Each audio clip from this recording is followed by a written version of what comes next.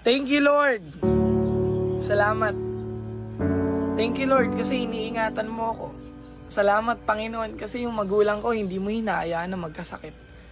Panginoon, salamat kasi yung blessing lagi mong binibigay sa pamilya ko.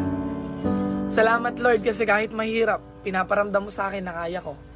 Salamat, Panginoon, kasi sa dinabi-dami ng problema, bakit ako? Salamat, Panginoon, kasi china-challenge mo yung buhay ko. Alam niyo po, ikaw na nanonood, minsan magpasalamat ka sa Panginoon. Maganda man o pangit yung nangyayari sa buhay mo, matuto kang magpasalamat sa Panginoon. Dahil siya lang naman yung dahilan kung bakit ka matibay, kung bakit ka lumalaban, kung bakit may nakakaharap kang mga problema. China-challenge ka ng Panginoon dahil alam niyang kaya mo. Alam niyang mapagtatagumpayan mo.